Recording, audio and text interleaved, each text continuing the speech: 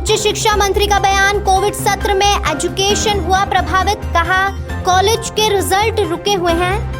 Thalassaemia and child welfare group के तत्वावधान में आयोजित थैलेसीमिया रजत जयंती समारोह में आए उच्च शिक्षा मंत्री मोहन यादव।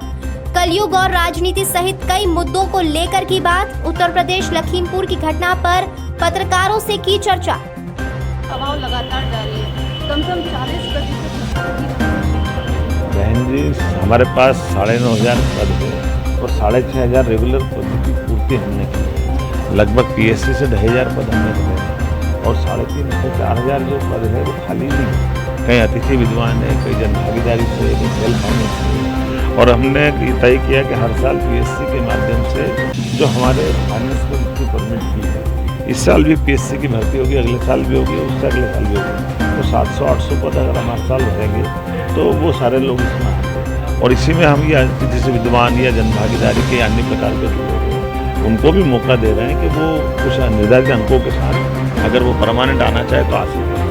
यूपी के लक्ष्य, अब ये तो मैं यूपी के बारे में तो वही बता सकेंगे। और मुझे जहाँ तक जानकारी है कि यूपी के अंदर जो घटना घटी है उसमें भारत सरकार ने भी एक्शन लिया है, प्रकरण पंजीबद्ध हुआ है और जो अपराध जो भी कोई करेगा वो कोई भी हो उस पर कार्रवाई होती है। बहुत बहुत धन्यवाद। देखिए अपन इस पर दोनों रूप से समान रूप से चल रहा है। सरकार अपने बलबूते पर कॉलेज खोल रही है, जिनके अंदर स्टाफ देना, सारी व्यवस्था जुटाना, और उसका मैंने आपको सीक्वेंस बताया कि एक ज़िले में एक सर्व सुविधा संपन्न महाविद्यालय बना है। बाद में विधानसभा लेवल के 230 विधानसभा हमारे यहाँ है, लगभग 350 के आसपास ब्लॉक है।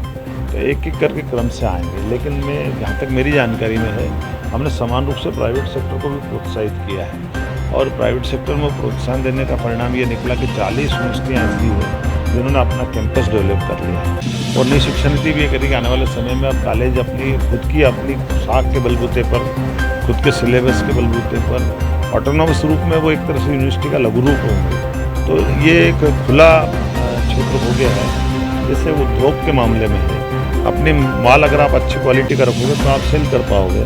ऐसे गुणवत्तापूर्ण उच्च शिक्षा संस्थान चलेंगे तो उसका माहौल अलग बनेगा। जैसे आपने देखा सिम्बाइसिस आपके आया है, अजीम प्रेम जी ने हमारे आवेदन किया है, अच्छे बड़े बड़े प्रेस्टीज ग्रुप आपने यूनिवर्सिटी ग्रुप में बदल रहा है, अरविंदो को हमने यूनिवर्सिटी बनाई। तो ये वो सब संस्थान है जिनने देश में अपनी साख बना दी और कुछ संस्थान तो अंतर्राष्ट्रीय स्तर के भी हो गए।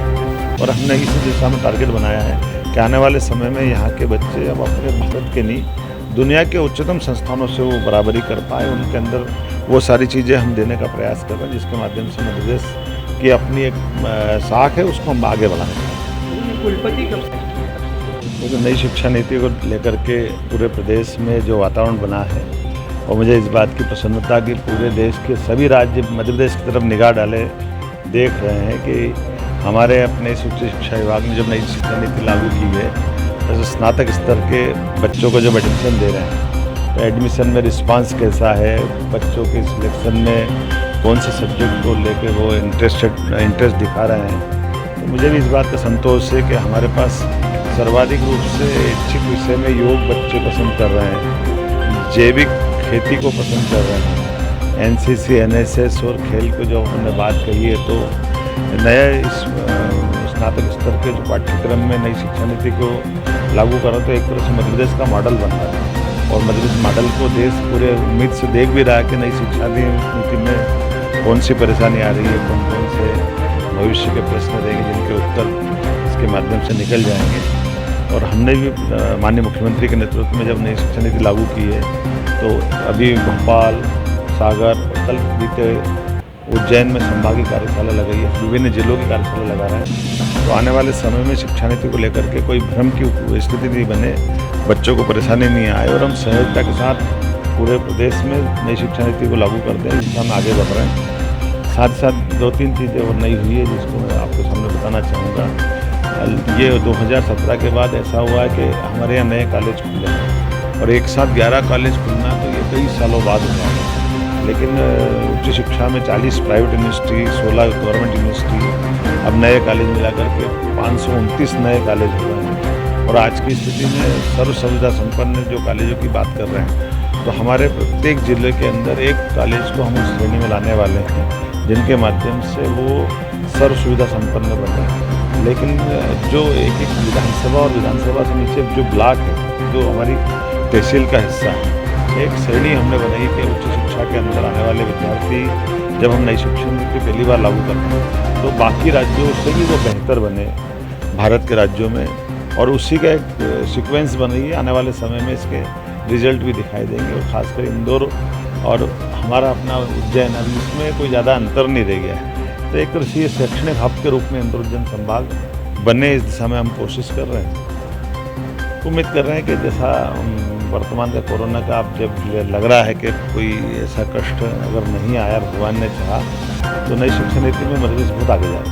निरीक्षण के लिए क्या निश्चित रूप से कुलपति को कुलगुरु बनाने के लिए हमारे अपने प्राध्यापकों का, कुलपतियों का सुझाव है, और ये हमने अपना इसमें काफ़ी हद तक काम भी कर लिया है।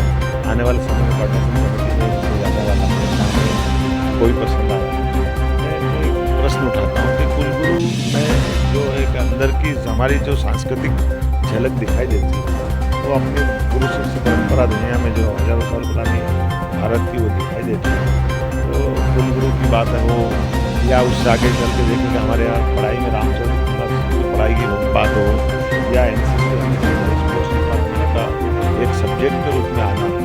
उसके अलावा भी एग्रीकल्चर को जो हमने आप इस दायरे से निकाल करके आगे बढ़ाया है कि हमारे जो रेगुलर विश्वविद्यालय हैं वो भी एग्रीकल्चर यूनिवर्सिटी के रूप में काम कर सकते हैं, वो भी पढ़ाएंगे।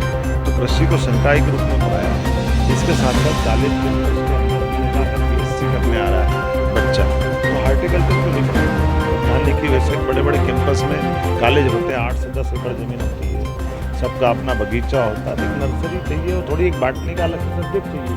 तो एक तरह से जो हमारे अपने कृषि प्रधान प्रदेश के अंदर अगर कृषि में जुड़े हुए विषयों को अगर आगे बढ़ाएंगे तो ये अपने आप वो रोजगार भी उपलब्ध कराएंगे, और ये उन्नत इसको कांग्रेस उच्च शिक्षा का भगवा ग्रहण बता रहा है। कांग्रेस के पास में इस सब बातों को समझने का समय था, वो अपने निपटाले में कांग्रेस अगर करती तो कांग्रेस ने उच्च शिक्षा को मानव संसाधन मंत्री बनाया था। आपकी जानकारी में 1986 में तत्कालीन प्रधानमंत्री माननीय राजीव गांधी जी ने, ये बड़ा दुर्भाग्य था देश का कि जो नेहरू जी नहीं कर पाए, इंदिरा जी नहीं कर पाए, राजीव गांधी जी ने कराया, तो कांग्रेस ने फल करे। कोई मानव संसाधन, ये संसाधन तो निर्जीव पदार्थों में मिलता है, सजीव में कहाँ से मिलेगा? लवण ये संसाधन हो सकता है, ये भौतिक चीज़ें संसाधन हो सकती है, मानव संसाधन कर दिया गया। दुर्भाग्य इस बात का कि ये सब हुआ और देश देखा। मुझे गर्व है अपने प्रधानमंत्री में माननीय नरेंद्र मोदी जी पे, जिन्होंने इस निर्णय को बदला, और आज हमारे सबके सामने वापस मानव संसाधन मंत्री नहीं, उच्च शिक्षा मंत्री के नाते से जाने जा रहे हैं। तो ये जो, और मैं तो ये भी आश्चर्य की बात है कि मानव संसाधन मंत्री देश में थे, लेकिन राज्य में भी कांग्रेस की सरकार थी, उनने भी इस बात को नहीं माना। कोई नहीं संसाधन मंत्री ना, कहाँ चला भाई शिक्षा मंत्री? हम आज भी उच्च शिक्षा में ही है ना, तो हम तो बाकी भी, मेरे पहले कांग्रेस की सरकारें थी, उनने कहा मानव संसाधन मंत्री रखा ना। तो जो ऐसा काम करो जिसमें देश भी माने और प्रदेश भी माने। तो मैं उम्मीद करता हूँ कि, और फिर एक और निवेदन करना चाहता हूँ, मैं किसी विवाद में भी नहीं पढ़ना चाहता हूँ। मेरा सुझाव है कि उच्च शिक्षा एक ऐसा क्षेत्र है जो देश की छवि दुनिया में ले जाना चाहता है, और हमारे अपने छात्रों को विद्यार्थी जगत में एक गुणात्मक सुधार करके उनको हमारी संस्कृति से रूबरू कराता है, परिचित कराता है। तो ऐसे में हमको जो अच्छे सुझाव सकारात्मक, जैसा ये कुलगुरु की आपसे बात करूँ तो कुलगुरु कांग्रेस के कुलगुरु शब्द महाराष्ट्र की सरकार में भी जारी, दक्षिण भारत में भी जारी, तो वहाँ तो कांग्रेस की सरकार है। अगर उनको इससे नफरत है तो वो हटा देते हैं वहाँ से। हम तो उनको अनुसरण करने वाले, हम तो लागू करने वाले।